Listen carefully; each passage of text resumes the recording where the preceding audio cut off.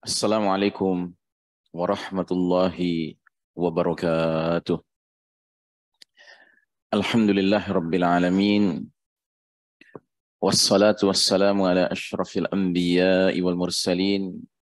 Sayyidina Muhammadin wa ala alihi wa ashabihi ajma'in. Faqala Allah Ta'ala fi kitabihil karim. Ba'da a'udzubillahi minasyaitonir rajim. Ya ayyuhalladzina amanu taqullaha haqqa tuqatihi wa la tamutunna illa wa antum muslimun. Wa qala ta'ala fi ayatin ukhra wa idza qara'tal qur'ana ja'alna bainaka wa bainal ladzina la yu'minuna bil akhirati hijaban mastura.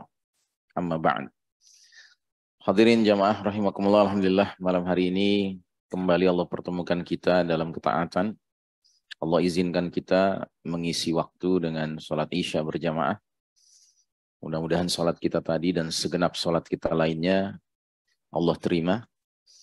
Salawat salam sejahtera kita doakan tercurah kepada manusia pilihan Nabiullah Muhammad sallallahu alaihi wasallam, keluarganya, sahabatnya, dan para pengikutnya yang setia hingga akhir zaman. Dan semoga kita termasuk umat beliau yang berhak menerima syafaatul uzmah beliau di hari berbangkit nanti. Amin ya rabbal alamin. Malam hari ini kajian kitab Ensiklopedia Akhir Zaman karya Syekh Dr. Muhammad Ahmad Al-Mubayyad hafizahullah memasuki halaman 179 di bawah subjudul nomor 3, penguasa yang masih belia dan tragedi 60 Hijriah. Dalil pertama dari sahabat Abu Hurairah radhiyallahu anhu, bersabda Rasulullah sallallahu alaihi wasallam, ta'awwadzu billahi min ra'sis sab'ina wa min imaratis sibyan. Berlindunglah kalian kepada Allah agar tidak hidup di penghujung tahun 70 Hijriah dan terlepas dari siksa penguasa yang masih belia. Imaratis sibyan artinya penguasa yang masih muda, masih belia. Dalam riwayat Ibnu Abi Syaibah, anna Aba Hurairah kana yamshi fis suqi wa yaqul Allahumma la tudrikuni sanah sittina wala imaratus sibyan. Saat Abu Hurairah berjalan di pasar, dia berdoa, ya Allah, jangan sampaikan diriku ini hingga tahun 60-an serta dari kekejaman penguasa yang masih belia. Dalil berikutnya dari Abu Hurairah lagi radhiyallahu anhu, diriwayatkan beliau berkata, wailun lil arabi min syarrin qad iqtaraba ala ra'sis sittina tasiran al-amanatu al-ghanimata was-sadaqatu gharamatan wasyahadatu bil ma'rifati wal hukmu bil hawa. Duhai celaka orang-orang Arab akibat keburukan yang sudah dekat di awal tahun 60-an Hijriah. Saat itu sikap amanah justru dirampas, sedekah justru didenda, memberi kesaksian dengan prasangka, dan memutuskan perkara dengan amarah. Dalil berikutnya dari Abu Sa'id Al-Khudri radhiyallahu anhu, bersabda Rasulullah sallallahu alaihi wasallam, yakunu khalfun min ba'di sittina sana adha'us salata wattaba'us syahawati fasawfa yalqawna ghayyan thumma yakunu khalfun ba'da sittina sana yaqra'una al-Qur'an la ya'du taraqiyahum. Akan datang setelah tahun 60 Hijriah satu generasi yang meninggalkan sholat dan mengikuti syahwat, niscaya mereka akan menemukan kesesatan. Kemudian pada 60 tahun yang kedua setelah yang pertama, akan datang satu generasi yang membaca Al-Quran tetapi hanya sampai di kerongkongan mereka. Jadi ini dalil-dalil kuat ya, yang menggambarkan betapa memang Nabi Muhammad SAW dalam menyampaikan hal-hal yang berkenaan dengan masa depan, Nabi itu benar-benar mendapatkannya langsung dari Allah Subhanahu wa taala. Sebagaimana dalam surat An-Najm dikatakan, ma yantiqu anil hawa in huwa illa wahyun yuha. Tidak ada yang diucapkan oleh Nabi kita Muhammad SAW yang merupakan produk hawa nafsu. Semua yang dikatakannya merupakan bimbingan dari Allah Subhanahu wa taala. Nah, ini Nabi berbicara sebelum kejadiannya berlangsung. Ya. Nabi tidak hidup di tahun 60 Hijriah dan selanjutnya. Tetapi Nabi menyampaikan pesan-pesan mengenai kejadian yang akan berlangsung di tahun 60-an dan selanjutnya.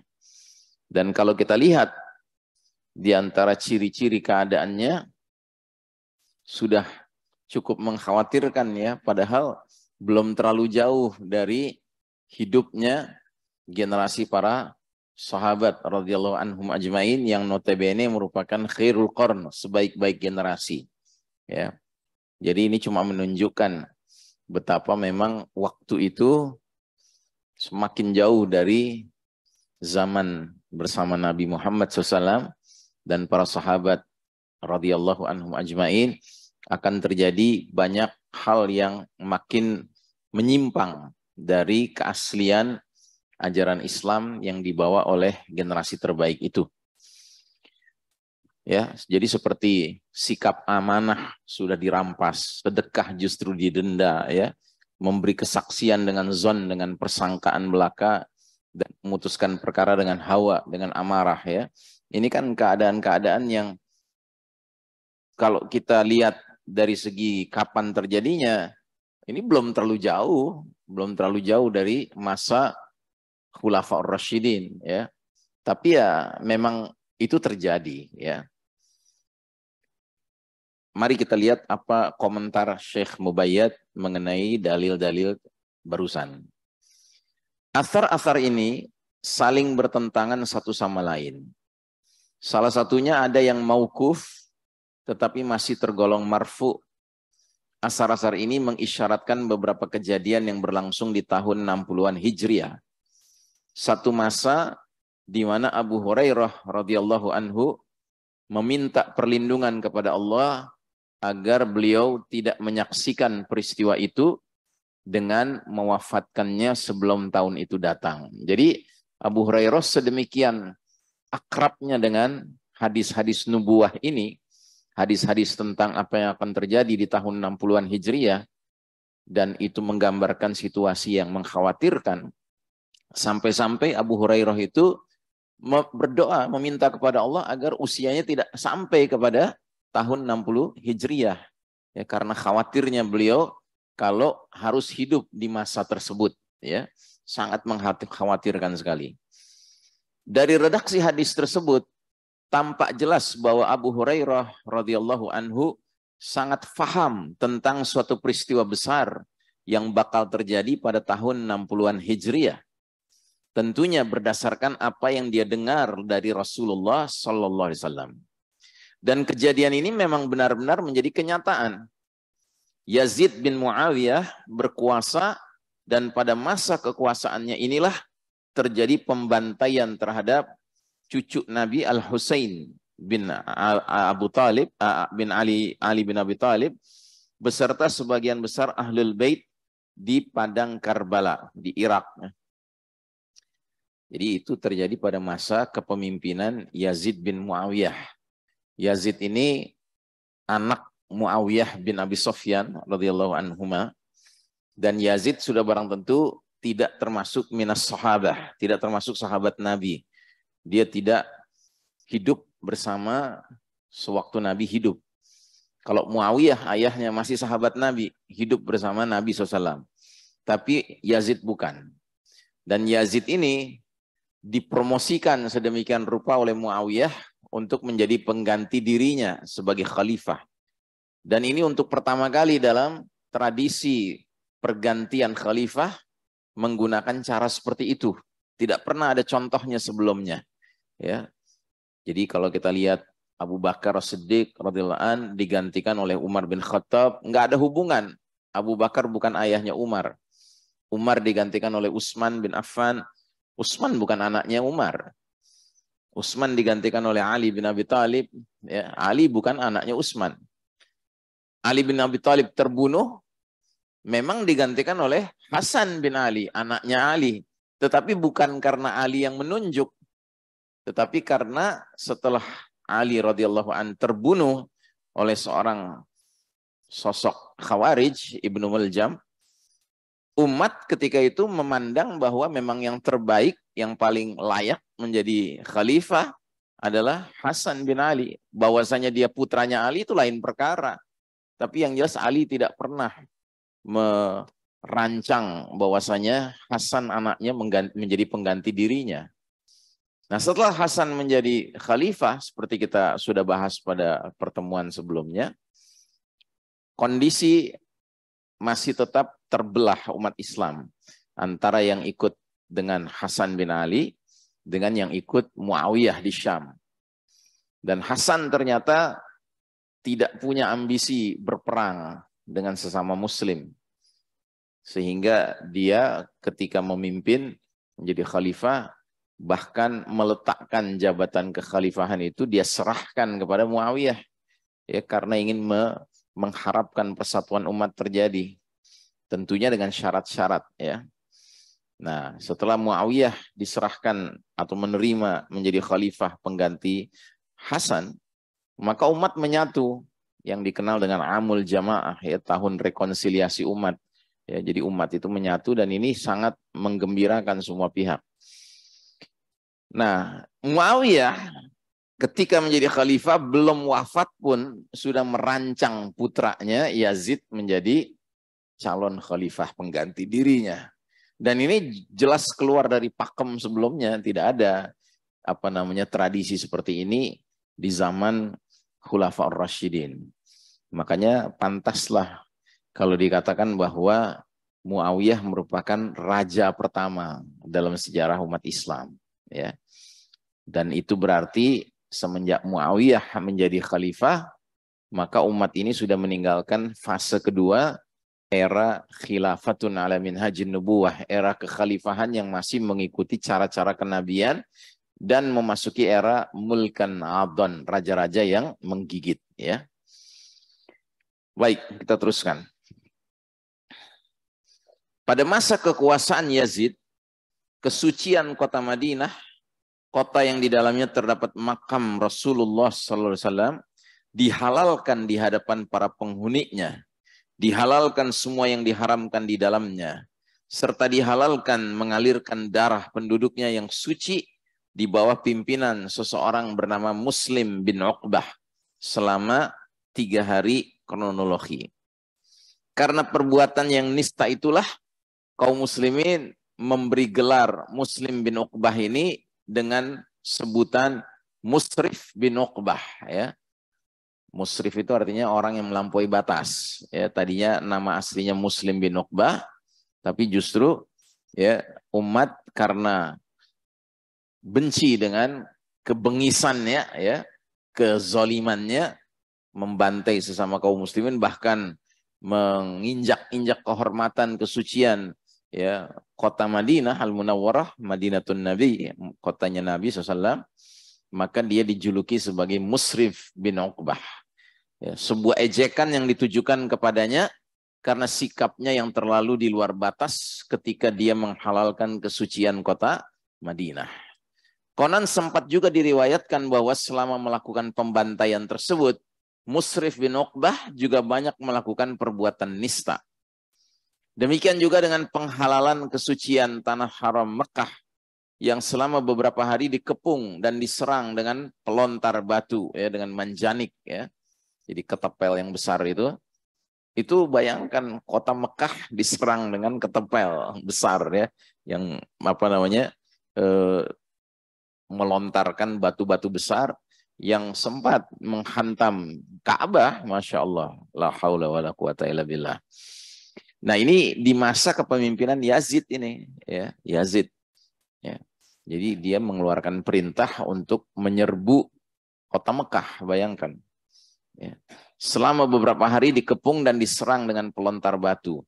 Andai dia tidak keburu mati, si Musrif bin Uqbah ini, niscaya pengepungan kota Mekah tidak dapat dihentikan. Demikianlah setelah menyimak penjabaran di atas, lantas bencana apa yang lebih besar lagi daripada menghalalkan kesucian Haramain, dua tanah haram justru di hadapan para penduduknya. Ya. Jadi karena itulah saya sering mengingatkan bahwa kita umat Islam harus sadar bahwa masa kepemimpinan kejayaan umat Islam di masa lalu itu sebenarnya berbeda antara masa khilafah ala minhajin nubuwah dengan masa mulkan adon. Mulkan adon ini masa kejayaan Islam masih, ya, sebab yang menjadi khalifah-khalifah sekalipun mereka lebih pantas disebut raja, tapi mereka masih menyatakan terang-terangan bahwa sumber nilai, sumber norma, sumber hukum itu kitabullah dan sunnah, ya. Makanya kita mengenal kepemimpinan umat Islam itu dalam sejarah sesungguhnya berlangsung lama sekali, ya. 10 tahun Rasulullah Muhammad SAW memimpin, 30 tahun Khulafa ar-Rasyidin memimpin, kemudian 1302 tahun, ya, Mulkan Adon memimpin. Nah, tapi era Mulkan Adon ini harus diberi catatan bahwa dia era yang sangat tergantung kepada siapa yang menjadi sosok khalifahnya. Ya, kadang-kadang Allah takdirkan khalifahnya memang adil, memang penuh rahmah, penuh kasih sayang kepada umat, seperti misalnya Umar bin Abdul Aziz, ya, sampai-sampai dijuluki Khalifah Rashidah yang kesekian, ya kan? Tapi tidak jarang memang sejarah mencatat, ya, kondisi pahit kepemimpinan seperti Yazid bin Muawiyah ini, ya. Mereka khalifah, tetapi mereka bahkan berlaku zalim kepada sesama Muslim sendiri. Ya, bahkan menyerang kota suci Mekah, kota suci Madinah. Ya. Nah, ini sama pihak Barat yang benci dengan Islam sudah barang tentu di spotlight, ya, dijadikan sesuatu yang dibesarkan, digambarkanlah itulah sejarah Islam, begitu. Nah, kalau kita nggak paham, ya, dan kita nggak membandingkan dengan yang lain-lainnya dalam perjalanan sejarah umat Islam ini, kita akan termakan untuk kemudian menganggap bahwa kekhalifahan itu sesuatu yang zalim, begitu. Karena memang itu maksudnya mereka. Mereka ingin mengesankan bahwa sistem yang dipimpin oleh pemimpin-pemimpin Islam itu sistem yang zalim, sistem yang penuh dengan kebengisan, kekejaman. Memang kejam, kita nggak bisa tutup mata itu. Cuma itu kan bahagian daripada dinamika perjalanan sejarah umat Islam. Dan jangan lupa, itu bukan era yang ideal. Ya. Mulkan Adon itu bukan era yang ideal. Itu era yang secara normatif memang dikatakan umat Islam yang memimpin. Tapi itu bukan era yang ideal. Kalau kita bicara yang ideal, kita harus kembali kepada pesan Nabi. Pesan Nabi bagaimana? Alaikum bisunnati wa sunnatil khulafa ar-rasyidin al-mahdiyyin min ba'di addu alaihim bin nawajiz. Hendaknya kalian ikuti sunnahku, sunnah Nabi Muhammad SAW, dan sunnah para khalifah-khalifah sesudahku yang mendapat petunjuk dan dibimbing langsung oleh Allah Subhanahu wa taala. Gigitlah sunnah-sunnah kami ini dengan gigi geraham kalian. Jadi dengan adanya hadis ini jelaslah era yang ideal itu kalau bukan era nubuwah, era khilafah ala minhajin nubuwah. Tapi era Mulkan Adon ini era yang komsi-komsa kata orang Prancis, nisf-nisf kata orang Arab, separuh-separuh. Tergantung siapa yang jadi khalifah. Kalau sosoknya baik, adil, rahmah, ya terasalah keadilannya, rahmahnya, ya, kasih sayangnya kepada umat ini. Tapi kalau sosoknya zalim, ya bengis, ya begitu adanya, begitu, ya. Makanya saya tidak terlalu tertarik, ya, kalau seandainya kita tuh sebentar-bentar mengutip kondisi di zaman Muawiyah, zaman Umayyah, zaman Abbasiyah, zaman Utsmani sekalipun, begitu, ya, karena itu catatan sejarah yang kita harus benar-benar renungkan. Ini memang bagian dari Islam atau ini bagian dari tradisi pada masa itu saja, begitu. Yang belum tentu kalau diukur dengan timbangan Islam itu benar. Ya contohnya di zaman kekhalifahan Utsmani Turki ya, itu ada yang namanya tradisi harem, tahu harem? Ya, tradisi wanita-wanita dari Eropa dikumpulkan untuk dijadikan sajian untuk sultan, untuk khalifah, ya kan, dan disimpan gitu di semacam tempat penyimpanan gitu. Ini kan apa dari sudut pandang Islam yang sebenarnya ini benar atau tidak kan gitu. Ya, tapi karena sudah dibungkus ini zaman khilafah gitu kan, seolah-olah pasti benarnya begitu. Nah, jadi kita harus kritis melihat sejarah umat Islam ini. Asar di atas menunjukkan akan adanya seorang penguasa belia. Ya, jadi dalil-dalil tadi mengisyaratkan akan muncul Imratus Sibyan, penguasa yang muda usia. Dan ini benar-benar terjadi dengan berkuasanya Yazid bin Muawiyah setelah berhasil melakukan kudeta terhadap ayahnya sendiri. Jadi bayangkan, Yazid itu mengkudeta ayahnya sendiri. Tercatat Yazid merupakan penguasa termuda di antara semua penguasa dinasti Umayyah. Asar ini juga membuktikan asar berikut ini yang secara jelas menunjukkan bahwa kehancuran umat Islam berada di tangan seorang bocah Quraisy. Ya. Jadi sekalipun memang Nabi mengisyaratkan bahwa pemimpin itu hendaknya dari Quraisy, tapi dalam realitasnya ada juga penguasa Quraisy yang masih muda belia ketika berkuasa berlaku zalim. Ya. Di samping itu asar yang diriwayatkan oleh Abu Hurairah radhiyallahu an di atas menyebutkan bahwa Abu Hurairah meminta perlindungan agar tidak mendapati, tidak berjumpa dengan zaman tersebut. Dan Allah pun mengabulkan permohonannya dengan wafatnya Abu Hurairah sebelum tahun 60 Hijriah sebagaimana yang disepakati oleh para ulama. Jadi Abu Hurairah tidak mengalami zaman Imratus Sibyan itu, penguasa yang belia itu, yaitu Yazid.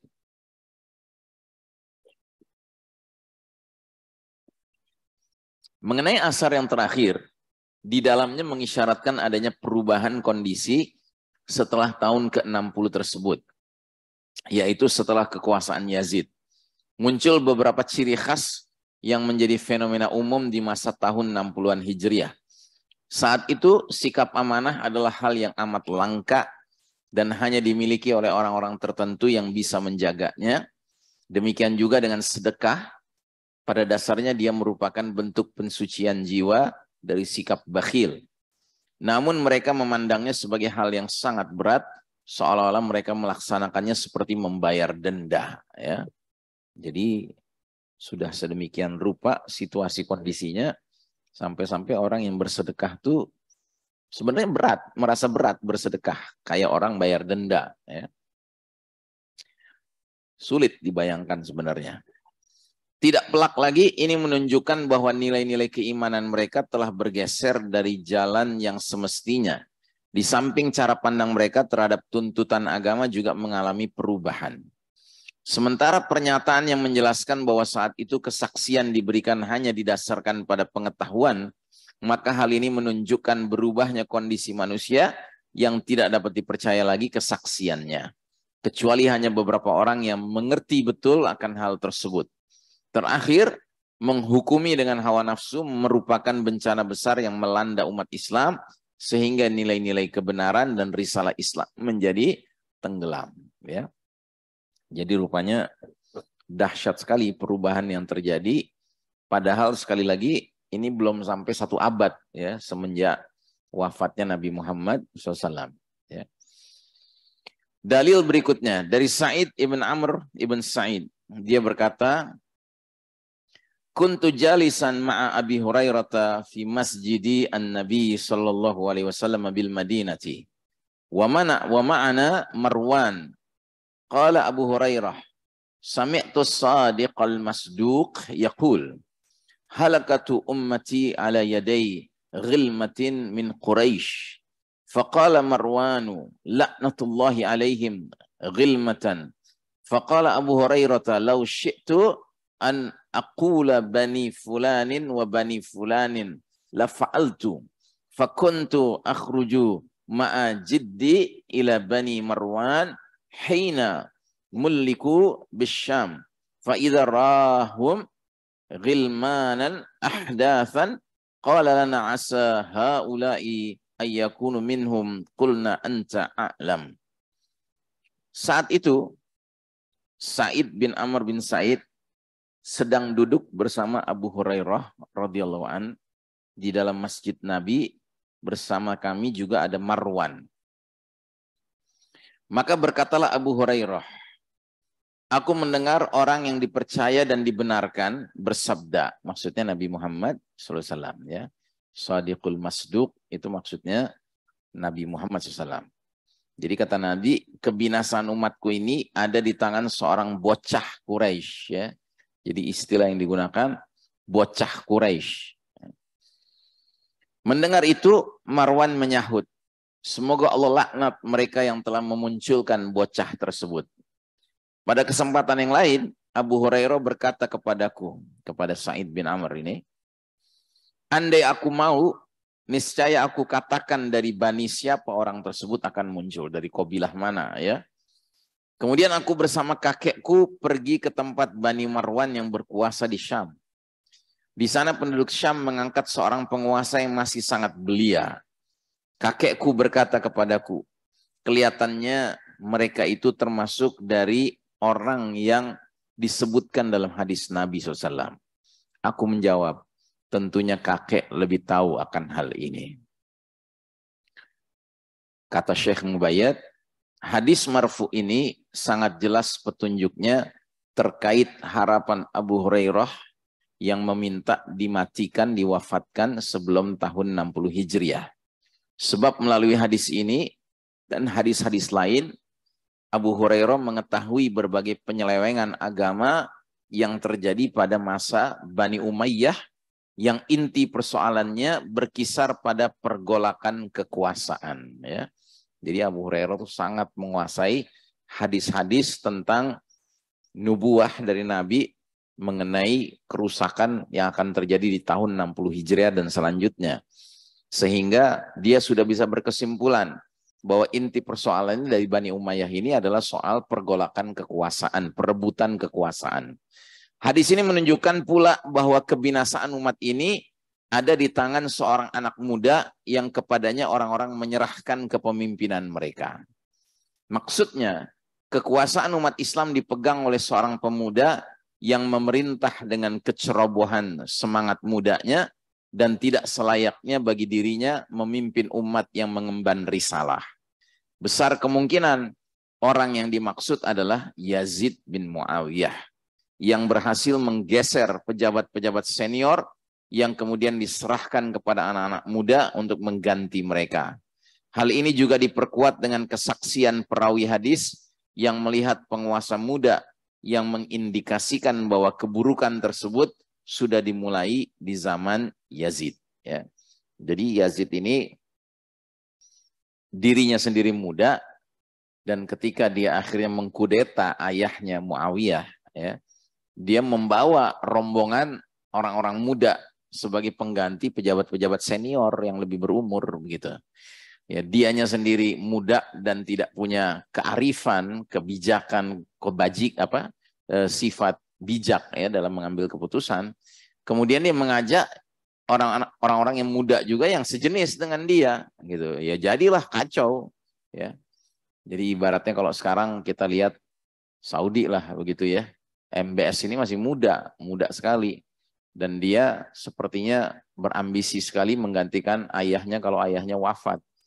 Padahal secara tradisi urut-urutan kacang kepemimpinan di Arab Saudi, harusnya kalau Salman meninggal, ya yang menggantikan harus yang masih level saudara-saudaranya Salman, sekalipun berbeda ibu, tetapi satu ayah kan.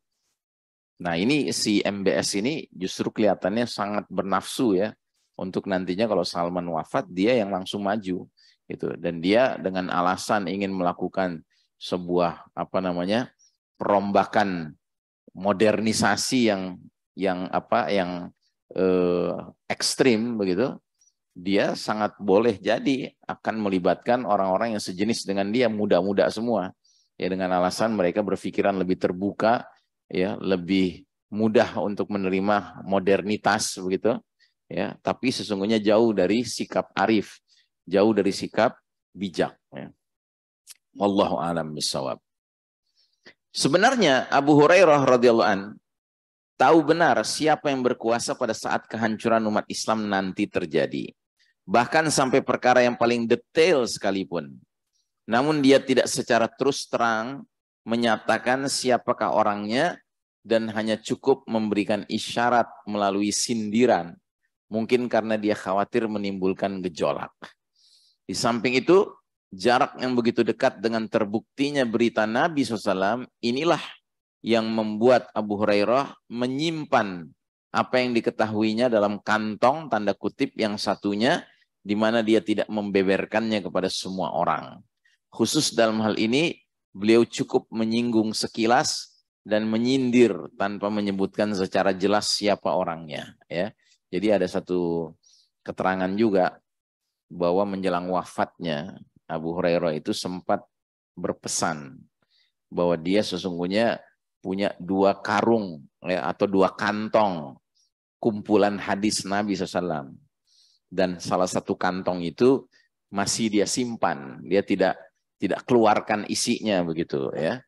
Dan ketika ditanya mengapa demikian, dia menjawab karena dia sangat khawatir kalau itu dikeluarkan akan timbul gejolak di tengah umat gitu. Sebab isinya adalah tentang fitnah. Ya, hadis-hadis nubuah Nabi tentang fitnah ya.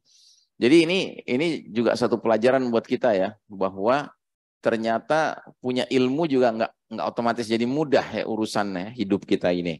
Karena kalau ilmu itu menyangkut nubuah Nabi mengenai al-fitan, mengenai fitnah-fitnah yang terjadi di masa depan ya, maka dia kalau tidak arif di dalam menseleksi mana yang dia sebarluaskan dan mana yang dia tahan gitu kan, maka dia bisa menimbulkan gejolak di tengah umat gitu. Dari hadis di atas dapat diketahui bahwa kebinasaan umat Islam ini hanya terfokus pada orang-orang Quraisy saja. Adapun penyebab dari kebinasaan itu adalah pergolakan kekuasaan yang terjadi di antara mereka. Hal ini terbukti dengan serangan yang dilakukan oleh Muslim bin Uqbah ke kota Madinah dan menelan korban jiwa orang-orang terbaik dari para sahabat Quraisy. Di samping dia juga melancarkan kekejamannya kepada Ahlul Bait dengan membantai, menghinakan, dan menelantarkan mereka.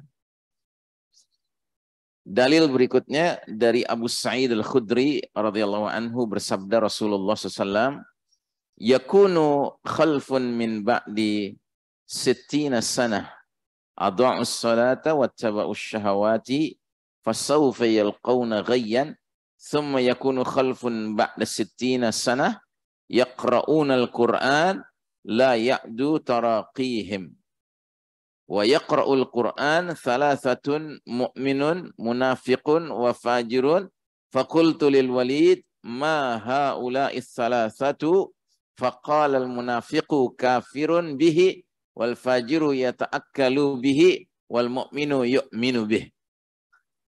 Akan datang setelah tahun 60 Hijriah satu generasi yang meninggalkan sholat, mengikuti syahwat, niscaya mereka akan menemukan kebinasaan. Kemudian pada 60 tahun kedua setelah yang pertama, akan datang satu generasi yang membaca Al-Quran, tapi hanya sampai di kerongkongan mereka. Saat itu, orang yang membaca Al-Quran dikelompokkan ke dalam 3 golongan. Orang mukmin, munafik, dan tukang berbuat nista. Aku bertanya kepada Walid, siapakah ketiga orang itu? Walid menjawab, orang munafik adalah yang mengingkari Al-Quran. Orang yang suka berbuat nista adalah yang mencari makan dengan Al-Quran. Dan orang mukmin adalah yang mempercayai isi kandungan Al-Quran. Komentar Syekh Mubayyad. Hadis ini mengisyaratkan permulaan perubahan kondisi umat Islam setelah tahun 60 Hijriah. Andai dibuat perkiraan bahwa hadis ini disabdakan pada tahun 10 Hijriah atau sebelumnya, pada masa Rasulullah SAW masih hidup di kota Madinah, maka maksud hadis tersebut menunjuk pada kisaran antara tahun 60 hingga 70-an Hijriah. Dengan demikian, hadis ini menguatkan dengan hadis sebelumnya. Hadis ini juga mengisyaratkan adanya satu penyelewengan dalam bidang ibadah yang terjadi pada sebahagian umat Islam. Hal ini jelas terlihat dalam redaksinya. Saat itu banyak sekali yang menyia-nyiakan sholat, sikap mereka terhadap Al-Quran yang mereka pergunakan untuk kepentingan dunia, serta sikap mereka yang selalu memperturutkan hawa nafsu. Ada kemungkinan maksud dari menyia-nyiakan sholat adalah matinya ruh sholat. Jadi bukan meninggalkan sama sekali sholat, tetapi sholatnya sudah tidak seperti sholat para sahabat yang dengan ruh ya menegakkan sholat. Jadi mereka masih sholat, tetapi ruhnya sudah tidak ada. Ya. Yaitu hilangnya kekhusyuan dari orang-orang yang mengerjakannya. Fenomena inilah yang pertama kali muncul dan menjadi aib umat Islam sebagaimana yang akan diulas setelah ini. Pada kelanjutannya, hadis ini juga mengisyaratkan adanya kelompok baru dalam jajaran ulama Islam. Mereka adalah para pembaca Al-Quran, Al-Qurra, selain dari orang-orang munafik dan mukmin atau yang disebut dengan kelompok fajir, tukang berbuat dosa. Mereka ini menjadikan Al-Quran sebagai barang komoditas yang mereka jual belikan untuk menggapai kesenangan dan kepentingan dunianya. Jadi Al-Quran dibaca bukan dalam kerangka mengimaninya, mengamalkannya, memperjuangkannya, tapi semata-mata untuk mendapat keuntungan duniawi. Ya, barangkali dia diundang ya untuk membaca Al-Quran ya, dengan bacaan yang bagus, kemudian menerima upah untuk melakukan ya pelantunan tilawah Al-Quran itu. Ya, ini orang-orang yang disebut sebagai kaum yang di situ disebut dengan istilah suka berbuat nista ya, al-fajir ya, yang makan dari Al-Quran, bukannya menegakkan Al-Quran, bukannya istiqomah dalam tatbiqul Quran, melaksanakan Al-Quran. Baik, saudara sekalian rahimakumullah, saya kira untuk malam hari ini kita cukupkan sekian dari segi bahasan kitab. Adapun sisanya kalau ada yang mau komen, mau bertanya, falyatafaddal mashkura. Wassallallahu ala nabiyyina Muhammadin wa ala alihi wa sahbihi ajma'in. Walhamdulillahirabbil alamin. Wassalamualaikum warahmatullahi wabarakatuh.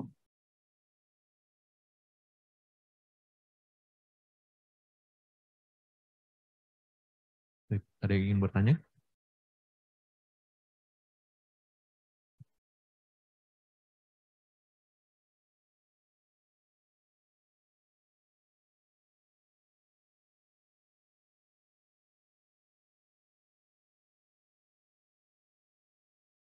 Bismillahirrahmanirrahim. Assalamualaikum warahmatullahi wabarakatuh. Waalaikumsalam.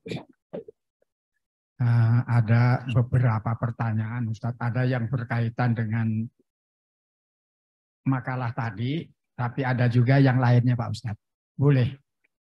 Silakan. Gratis. Gratis ya. Yang pertama, Pak Ustadz, ini kalau yang berkaitan dengan ini saya pertanyakan dulu pernah Ustadz itu menyampaikan di itu khotbah Jumat ya, itu bahwasanya manusia itu saya pernah menyampaikan di mana? Saya baca ngikutin di YouTube Pak Ustadz.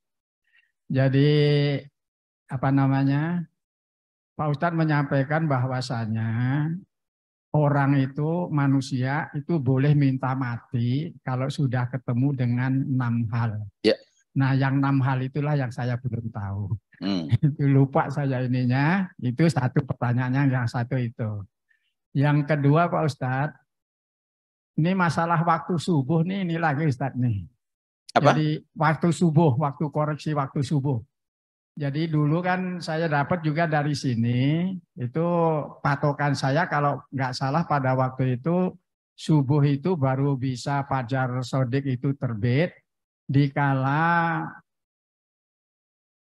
kalau dimeniti itu kira-kira 20 sampai 22 menit sesudah jadwal yang resmi dari pemerintah Depak ya. Itu 22 menit. Nah, kemudian belakangan ini orang Muhammadiyah itu mengambil nambah waktunya tidak sesuai dengan yang koreksi waktu subuh, tapi cuma nambah 8 menit. itu dari ini azannya.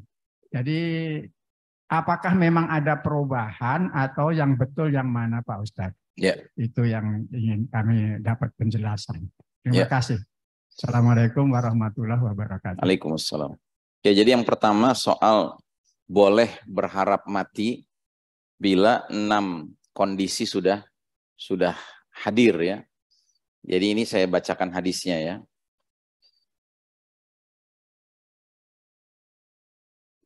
An Absin atau Abisin Al-Ghifari annahu qala ya ta'unu khudhni thalathan yaquluha faqala lahu Ulaymun al-Kindi lima taqulu hadha. Jadi seseorang bernama Absin atau Abisin Al-Ghifari terdengar berdoa, wahai Ta'un, ambillah aku. Dan dia mengucapkan doa ini sampai 3 kali. Ta'un tahu ya Ta'un. Ta'un itu wabah ya, wabah yang menimbulkan kematian dalam jumlah masif ya. Dan memang wafat dikarenakan Ta'un itu kata Nabi Muhammad SAW termasuk salah satu bentuk mati syahid. Ya. Nah, jadi si Absin ini terdengar berdoa sampai 3 kali, wahai Ta'un, ambillah aku. Maksudnya wafatkanlah aku, begitu ya. Maka seseorang bernama Ulaim Al-Kindi langsung berkomentar, lima taqulu hadza, kenapa kamu mengatakan hal seperti itu? Kenapa kamu mengharapkan mati gara-gara Ta'un gitu? Alam yaqul Rasulullah sallallahu alaihi wasallam la yatamanna ahadukumul maut. Bukankah Rasulullah SAW pernah bersabda, janganlah kalian berangan-angan untuk kematian, begitu. Ya, jangan berharap kematian, begitu. Faqala, maka dijawab oleh Absin ini, inni sami'tu yaqul, sesungguhnya aku mendengar Rasulullah SAW bersabda, badiru bil mauti sittan, bersegeralah kalian menjemput kematian jika 6 kondisi telah muncul. Yang pertama, imratus sufaha, jika muncul penguasa yang bodoh. Yang kedua, wakasratus syurat, dan polisi jumlahnya banyak. Ya. Bukan polisi tidur ya, polisi beneran. Itu. Terus yang ketiga, wa bi'ul hukmi, jual beli hukum. Jadi pengadilan sudah jadi tempat transaksi ya untuk jual beli hukum. Wastighfafan biddam, dan telah dianggap ringannya penumpahan darah. Ya, jadi pembunuhan di mana-mana menjadi perkara yang ringan. Wa qati'atur rahim, dan pemutusan tali silaturahim. Wa nashwan yattakhiduna al-Qur'an mazamira yuqaddimunahu yughannihim wa in kana aqalla minhum fiqhan. Artinya, dan muncul pemuda yang memberlakukan Al-Quran atau yang memperlakukan Al-Quran laksana mazamir. Mazamir itu artinya senandung ya, senandung yang enak didengar ya kan. Dan dia lebih mengutamakan nadanya ya, nada dari bacaannya. Sekalipun dia tidak faqih, dia tidak memahami isi Al-Quran, begitu. Nah, jadi ini kondisi pengecualian. Jadi kalau kita baca ininya, syarahnya hadis ini, memang badiru bil mauti sittan ini yang di awal atau jadi awal daripada sabda Nabi ini semacam memberikan pembolehan. Orang boleh berharap mati kalau dia sudah dikepung dengan 6 situasi ini. Jadi sekali ulangi lagi, situasi pertama, imratus sufaha, penguasa bodoh. Kemudian kathratus syurat, polisi banyak, itu ya. Kemudian bai'al hukmi, jual beli hukum sudah terjadi. Kemudian istighfafan biddami, dianggap ringannya penumpahan darah. Kemudian wa qati'atur rahim, ya, tali silaturahim diputus, jadi orang tidak menjalin lagi hubungan silaturahim. Dan yang keenam, seorang pemuda menjadikan Al-Quran sebagai senandung, dan dia lebih mengutamakan nyanyian Qurannya itu sekalipun dia tidak faham isi Al-Quran. Begitu ya. Kemudian pertanyaan kedua, soal waktu sholat subuh. Ya. Jadi pada tahun 2013, saya dapat buku yang kurang lebih judulnya Awal Subuh Terlalu Cepat. Begitu ya. Dan yang memberikan buku itu kepada saya sebenarnya kategorinya murid saya. Gitu. Jadi saking sayangnya sama saya, dia tidak ingin melihat saya sholat subuhnya secara waktu keliru. Sehingga sambil dia ngasih buku itu, sambil dia bilang, Ustadz, tolong dipelajari buku ini, karena kalau nggak dipelajari, saya khawatir selama ini Ustadz bukan sholat subuh berjamaah di masjid, tapi sholat qiyamul lail berjamaah di masjid. Karena belum masuk waktu subuh. Saya kaget juga itu. Akhirnya saya pelajari buku itu, dan akhirnya saya tersadarkan, oh rupanya memang ada isu bahwa penentuan subuh selama ini yang beredar itu terlalu cepat, belum waktu subuh. Dan dalilnya sangat jelas, yaitu surat Al-Baqarah ayat 187. Ayat yang membicarakan tentang kalian adalah pakaian bagi istri-istri kalian, dan istri-istri kalian adalah pakaian bagi kalian. Dan itu ternyata ayat yang masih dalam rangkaian pembahasan tentang Ramadan. Ya, yang kemudian mengatakan bahwa silahkan kalian makan dan minum ya selagi masih waktu malam, ya kan? Sampai kapan? Hatta yatabayyanal khaitul abyadu minal khaitil aswadi minal fajr. Sampai datangnya waktu di mana benang hitam dengan benang putih sudah bisa dilihat perbedaannya, pertanda masuk waktu fajar, waktu subuh, begitu. Jadi ini dalil yang jelas-jelas mengatakan bahwa ada tolok ukurnya, subuh itu masuk itu kapan, begitu. Nah, sahabat waktu itu ada yang benar-benar mengartikan secara harfiah makna dari ayat itu, sehingga dia pegang benang putih satu dan benang hitam satu, dia tunggu, ya kan? Dan jangan lupa zaman itu, zaman Nabi hidup tidak ada listrik, ya kan? Gelap gulita. Itu dia tunggu, nggak kunjung kelihatan tuh bedanya putih sama hitam. Terus akhirnya dia datang ke Nabi, dia ceritakan apa yang dia kerjakan. Nabi tersenyum gitu. Bukan itu maksudnya. Maksudnya benang hitam dan benang putih itu di ufuk, ya di ufuk. Di apa namanya? Jadi kalau kita ke tepi laut gitu ya, kita lihat ufuk, itu nanti akan terlihat ada garis putih yang merata dari ujung kiri ke kanan ya. Dan garis hitam itu ininya apa namanya laut, ya laut itu bagian daripada bumi ini. Nah itu kalau sudah jelas seperti itu, itulah waktu fajar. Nah akhirnya saya sendiri melakukan penelitian kecil-kecilan, bawa istri, bawa anak, bawa cucu, ya kan, berangkat jam 3 pagi menuju ke Tanjung Priok, cari tempat yang kita bisa melakukan ru'yah fajar sodik istilahnya, ya kan. Dan qadarullah spot yang kita pilih ada musolanya di situ, ya kan. Nah jadi kita memantau langit lah gitu ya, ufuk kita pantau. Nah itu masih gelap gulita, azan subuh sudah berkumandang gitu, ya. Nah kita tunggu terus gitu. Ternyata memang akhirnya kelihatan garis putih yang membedakan dengan garis hitam lautnya itu. Dan itu kurang lebih jaraknya dari azan berkumandang itu di musola itu sekitar 20 menit. Begitu. Waktu itu ya. Nah, tapi belakangan kalau nggak salah tahun berapa ya? Jadi saya dapat buku 2013, kalau nggak salah sekitar 2017. Saya kirim 4 anak saya, 3 laki-laki, 1 perempuan, untuk belajar langsung dengan seorang yang pakar tentang masalah ini, ahli ilmu falak, namanya Pak Sugeng Riyadi. Beliau orang Muhammadiyah yang tinggal di Solo. Beliau punya apa namanya pusat observatorium ini apa namanya langit ya di Solo itu, namanya Assalam. Nah jadi saya minta izin ke beliau 4 anak saya ini saya minta tolong dibimbing, diajarkan bagaimana cara ru'yah fajar shodiq yang semestinya begitu.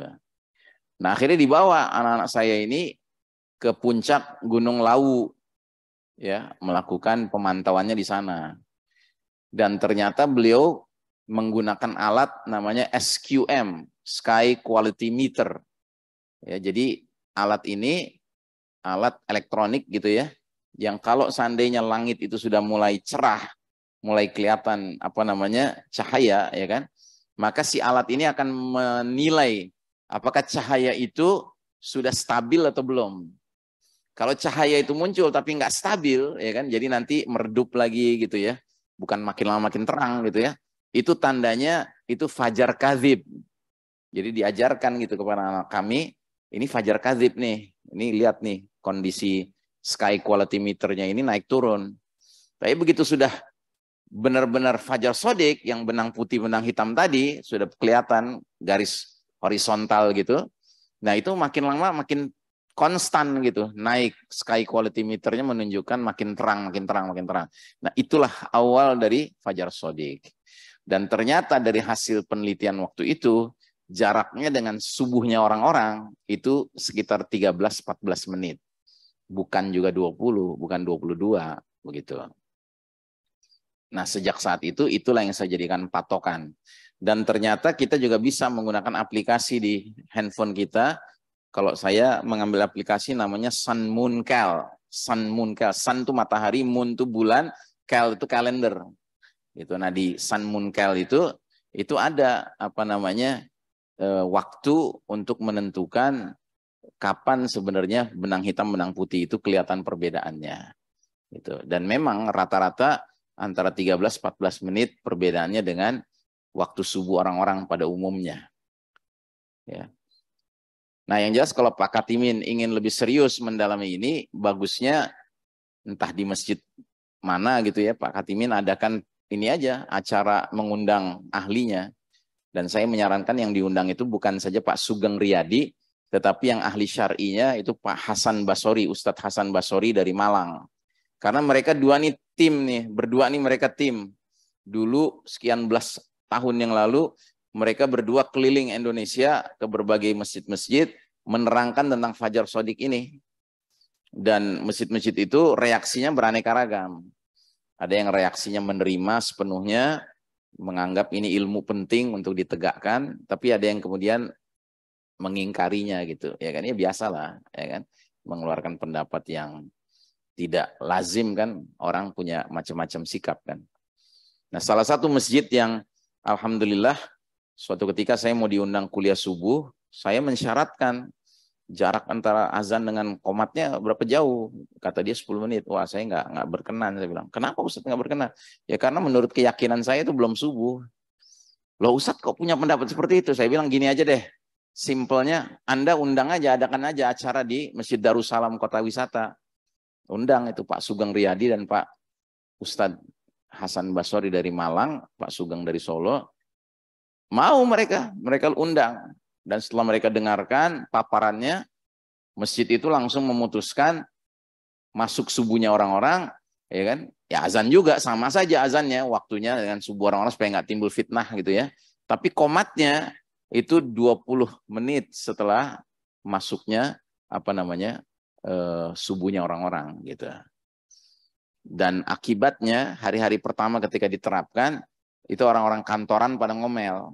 Itu orang-orang yang pada mau pergi kantor gitu, pada ngomel sama pengurus masjid. Tapi pengurus masjidnya balasnya begini, karena kita sudah hadirkan ahlinya, kita udah dengar ilmunya.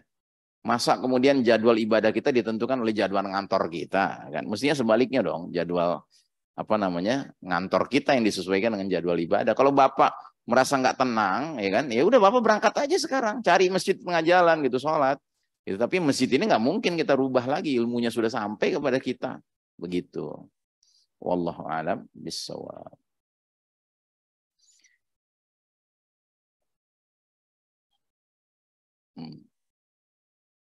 Ya itu pasti amannya. Itu pasti amannya, udah jelas masuk subuhnya. Gitu. Cuma sesungguhnya kami meyakini setelah anak-anak kami ikut training dengan Pak Sugeng itu, Ya kisarannya 13-14 menit lah dari waktu subuh pada umumnya. Ini ada lagi pertanyaan, kaum muda yang seperti bagaimanakah yang layak diamanahkan sebagai calon pemimpin pengganti yang senior? Belajar dari kisah Yazid bin Muawiyah.